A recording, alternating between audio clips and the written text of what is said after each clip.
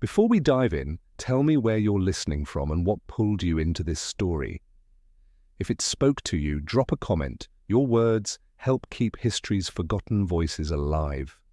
Paris, 1917. The city moves like a ghost.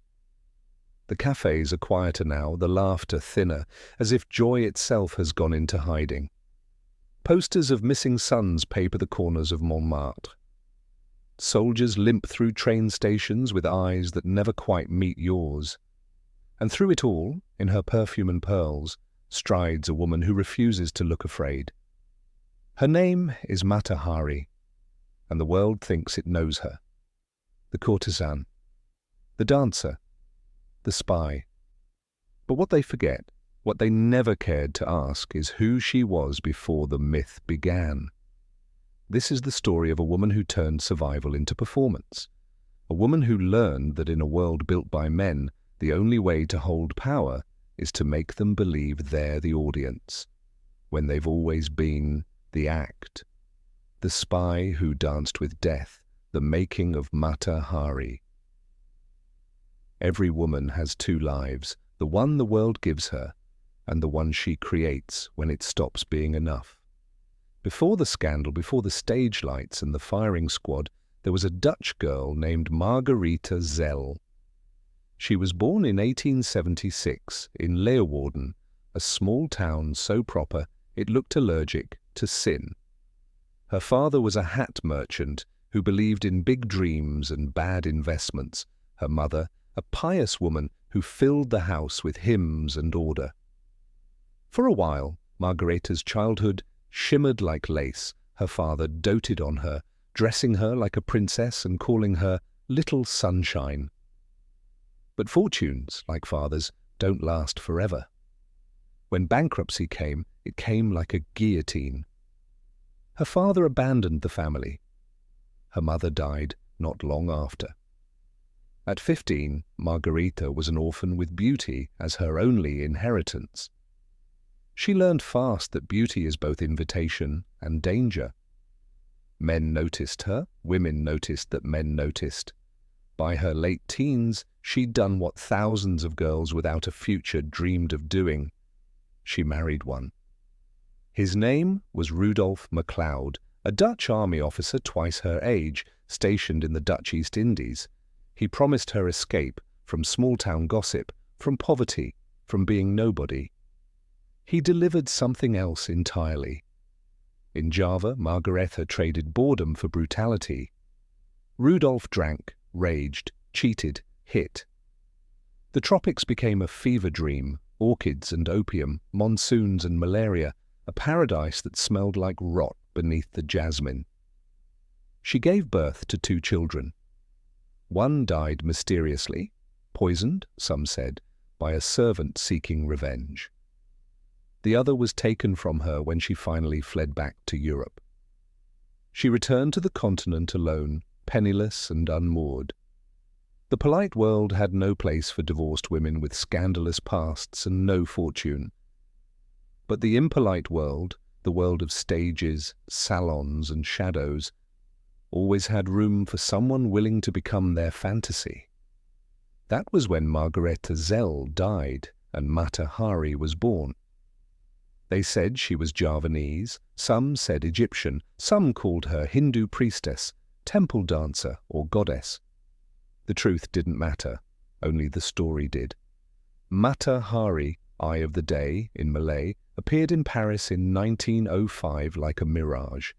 Draped in jewels and silk veils, she danced barefoot, slow and hypnotic, her body moving as if memory itself had turned liquid. Men in tuxedos forgot to breathe. Women leaned forward in fascination, not envy. Critics said she was more storyteller than dancer, and they were right. She performed not with steps, but with illusion. Every movement hinted at secrets no one else could touch. Within months, Mata Hari became the toast of Europe, invited to royal courts, given diamonds by generals, whispered about in languages she didn't even speak. She dined in the Ritz, toured in Vienna, slept on satin, and made every man who met her believe he was the one who truly understood her. But beneath the silks she remained that girl from Leeuwarden, alone, clever, calculating, and terrified of losing control again.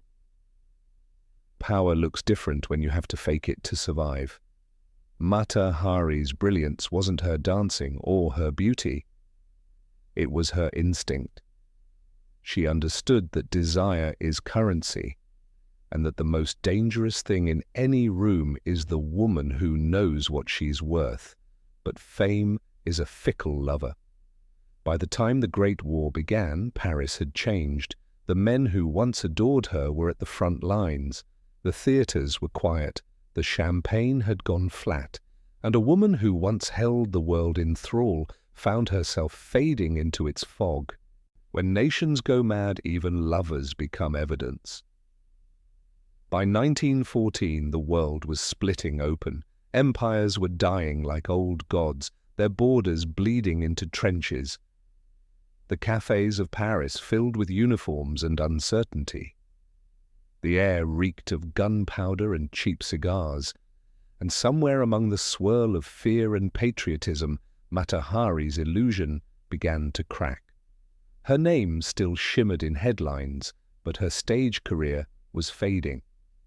The exotic dancer who once hypnotized Europe had grown older in a business that worshipped youth. Her jewels were pawned, her lovers fewer, her invitations rarer. But she still had charm, and charm in wartime could buy almost anything. That's when the men in shadows came calling. It began innocently, if anything in Mata Hari's world could ever be called innocent. A German officer approached her first, offering gifts, whispers, and then an opportunity. Travel to neutral countries, attend parties, listen, report. For a woman accustomed to secrets, it sounded less like espionage and more like gossip for a higher price. Later, the French made their offer too. Colonel Ledoux of the French intelligence service invited her to his office, all smiles and suspicion. He spoke of patriotism, of service to France, of money. He told her she could help her adopted homeland win the war. He told her she would be safe. He lied. Mata Hari agreed, perhaps because she believed she could handle them, perhaps because she needed the money, perhaps because she simply couldn't resist being important again. She began crossing borders, carrying letters, flirting with officers, collecting promises instead of facts. She played both sides, not out of loyalty, but survival. The game was dangerous, but it felt familiar. For years, she'd been reading men's desires like maps. Now she read their politics the same way. But war is not a stage. The audience in this performance didn't applaud, it interrogated. And Mata Hari, used to admiration, never noticed the eyes that followed her movements from the moment she stepped on the train. A woman with secrets is a man's favorite fantasy until she stops sharing them. Paris was a paranoid city now. Spies were everywhere, they said, in cafes, in brothels, in churches. Every accent was suspicious, every whisper a threat. The French intelligence officers, desperate for victories, began to see enemies in silk gowns as easily as in grey coats. In this world, Mata Hari was a perfect scapegoat, foreign, glamorous, unattached, and already accustomed to lying about who she was. Still she played her part, dancing for generals, dining with officers, sending letters written in invisible ink she didn't fully understand. Sometimes she carried messages she believed were harmless. Sometimes she didn't even know who the words were for. The men who used her saw what they wanted to see. A fool, a tool, a distraction. What they didn't see, but what no one saw, was how quickly the game had turned against her. In espionage, the truth is always the first casualty, and the second is the woman who knows too much. In early 1917, French codebreakers intercepted a German telegram. It mentioned a spy named H21, a woman. her location, her habits, her allure. To the French, there was only one possibility. H21 had to be Mata Hari. She was arrested in her hotel room at the Plaza Athénée. When the police entered, she was lounging in her robe, a cup of coffee in one hand, cigarette in the other. She didn't run, she didn't cry. She handed over her passport and asked if she could finish her breakfast. The papers described her as a panther in silk. The military called her a danger to France, but what she really was, what she had always been, was a woman caught in a story men were writing for her. They didn't need proof. They needed a villain in lipstick. Her trial began that summer, and it was less a trial than a performance. The prosecutors didn't present evidence of espionage, they presented her reputation. Her lovers became witnesses. Her photographs became exhibits. Her perfume became motive. She sat in the courtroom, back straight, veiled, unflinching, listening as men described her as a serpent, a harlot, a traitor in silk. She wanted to stand and tell them the truth, that she had been careless, yes, but never treasonous, that the only thing she'd ever sold was fantasy. But she knew the script. The verdict had been written long before the curtain rose. Outside the courtroom, soldiers were dying by the thousands. The French public needed someone to blame.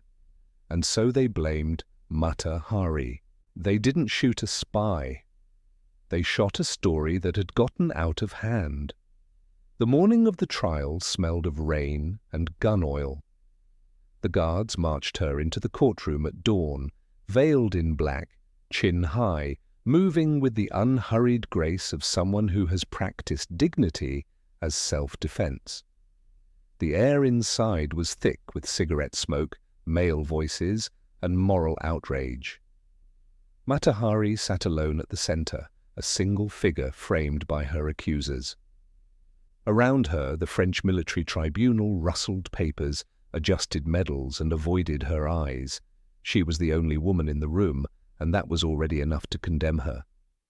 The prosecutor stood, smirking as he described her not as a spy, but as an idea, a seductress, a courtesan who sapped the strength of France one officer at a time. No code books, no intercepted documents, no field reports, only innuendo and lust recast as treason. When her defense lawyer objected, the court laughed. When Mata Hari spoke, her French low and steady, the stenographer paused to stare.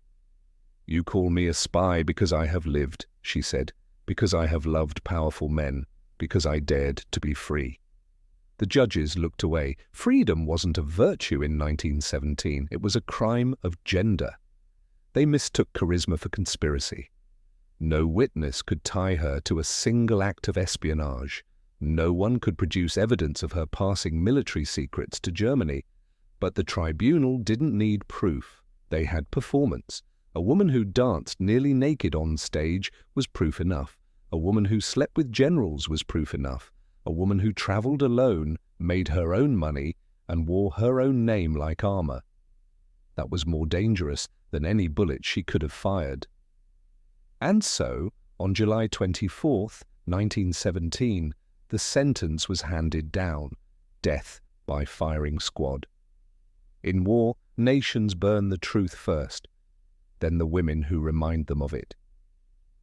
At Saint-Lazare prison, she wrote letters to her daughter, to her lawyer, to the few who still believed her innocent. She asked for her mirror, her comb, her perfume.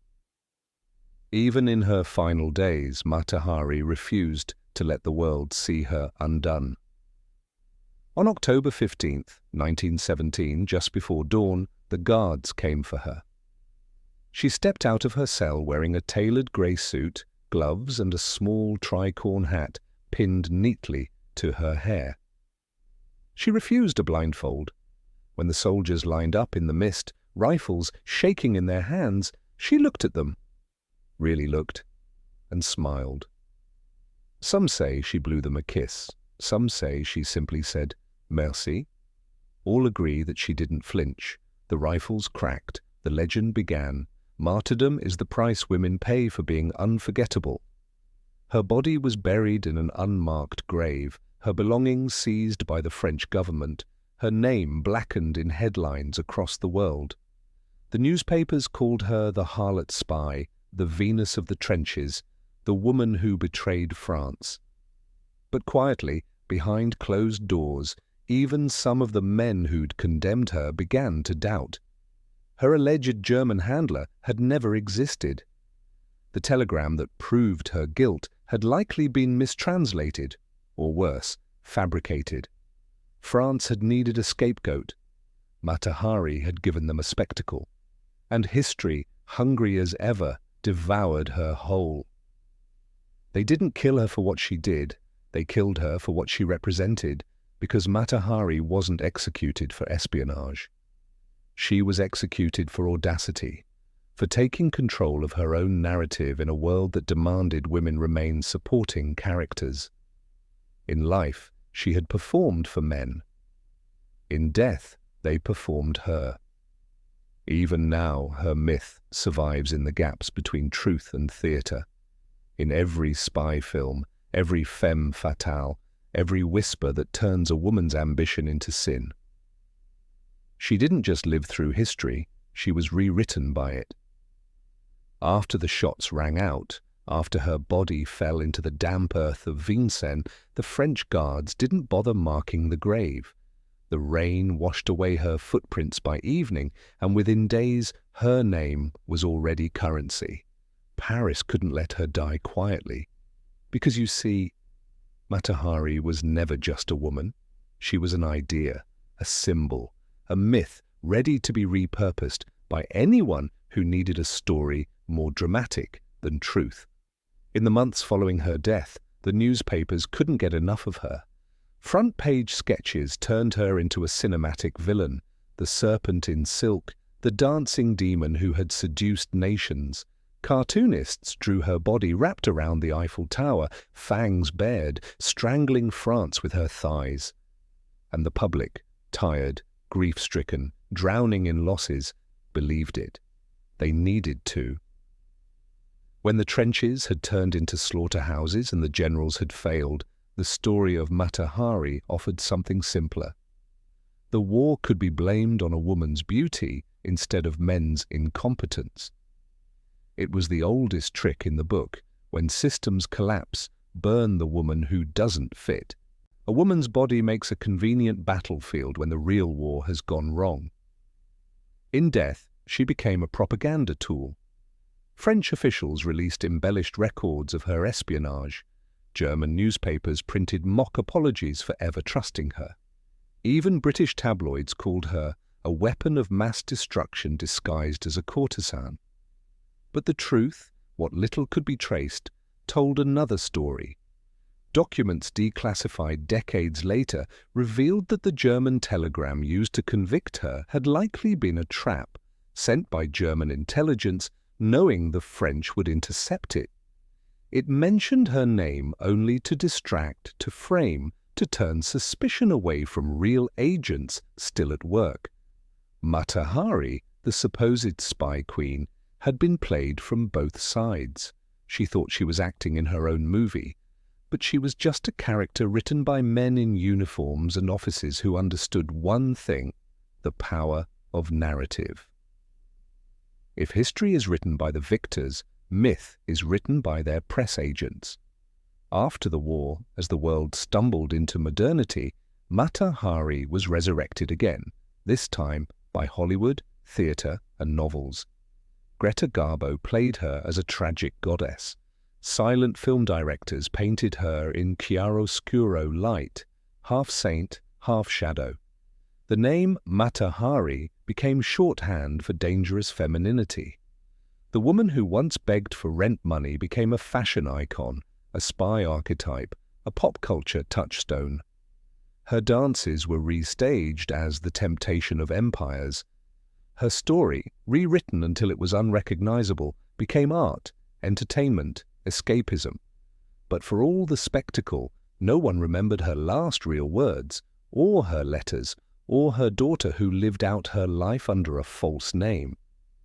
And here's the cruel irony. Mata Hari's greatest talent wasn't deceit, it was storytelling. She understood, long before social media or celebrity culture, that identity is theatre. She became famous for performing her own mythology. The world repaid her by turning her life into its favorite fiction. She died for the same reason she lived. She refused to stay small. Today, historians debate her guilt, like theologians argue sin. Some insist she passed on military secrets, others that she was merely a flirt, caught in a net of fear and chauvinism. But even if she did spy, what she revealed couldn't have altered the war. No, what terrified men most wasn't her espionage, it was her autonomy. She earned her own money, chose her own lovers, created herself from nothing. She moved through the world without a husband or a country to claim her. That made her revolutionary. And revolutions always end in executions. By the time the 20th century was done with her, Mata Hari had become every archetype at once: the seductress, the traitor, the scapegoat, the feminist martyr. But the truth remains buried where she is, unmarked, unnamed, and unseen. Like all women who learn to turn survival into art, her punishment was to be remembered for the wrong thing. The danger was never that she lied, it was that she refused to disappear. If you walk through Paris today, you won't find a statue of Mata Hari. There's no plaque on the wall of the Plaza Athénée, no monument at Vincennes where she fell. Her grave, if it can be called that, is lost beneath weeds and forgotten soil. And yet her shadow lingers everywhere. You see her in every movie that calls a woman fatal, in every headline that punishes a woman for ambition, for beauty, for mystery, in every courtroom where reputation weighs heavier than evidence. Because Mata Hari didn't just belong to her time, she predicted ours. She was executed by firing squad, but convicted by gossip. Long before tabloids, she was a headline. Long before Instagram, she curated a public image. Long before influencers sold a lifestyle, she sold a fantasy. The only difference? She didn't have an algorithm, just intuition. Mata Hari understood something that still unnerves society. When a woman defines her own story, she becomes uncontrollable. She didn't wait for men to name her, she named herself. She didn't ask for permission to be extraordinary, she simply was. And that, more than espionage, was her real crime. After her execution, the French government sealed her files for 100 years. When they were finally opened in 2017, the truth emerged. She hadn't passed any information that wasn't already public. The so-called secrets she sold were useless. The only thing truly dangerous about her was her independence. Historians now call her a scapegoat, a victim of wartime hysteria. But the label doesn't undo the damage. Her name still circulates as a synonym for betrayal, seduction, duplicity. She was never allowed to be complex, only convenient. We remember men as strategists. We remember women as scandals. Every era builds its own Mata Hari. In the 1910s, she was the spy who seduced nations. In the 1940s, she was the cautionary tale of feminine deceit. In the 2000s, she became a symbol of misunderstood women punished for playing by the same rules as men. Even now, you can feel her fingerprints in the cultural DNA, the femme fatale in film noir, the scandalized celebrity, the politician's mistress turned media martyr. The stage has changed, but the script remains the same. If she lived today, she'd have 1 million followers. She'd post cryptic captions from first-class lounges, smile in interviews that called her dangerous. She'd trend for the wrong reasons, be analyzed by experts who never met her, and be tried in the court of public opinion long before any real evidence surfaced. Mata Hari's story is not a relic, it's a mirror. It shows us how power still punishes women who wield it with grace, how the public still confuses confidence with guilt. She wasn't perfect. She lied. She manipulated. She performed. But then again, so did the men who killed her. In the end, she outlived them all, not in body, but in myth. The soldiers who shot her have no names now. The generals who condemned her have no statues. But her name still burns in gold on theatre marquees, whispered in spy novels, tattooed on history's lip like a scar that refuses to fade. Because the truth about Mata Hari is not whether she spied or not. It's that she dared to live in a world that only loved women who stayed silent. And in that final moment, when she lifted her chin before the rifles, she wasn't Mata Hari or Margareta Zell or H21. She was every woman who ever dared to play the game and refused to apologize for it. They thought they were ending her story. All they did was make sure we'd never stop telling it. As the shadows lengthen and the stars begin to whisper, we close the pages of this ancient tale. In the hush of night, truth rests where faith once stood strong. Sleep gently now, wrapped in the echoes of empires long gone. Until next time, when darkness falls and another lullaby of a fallen world begins.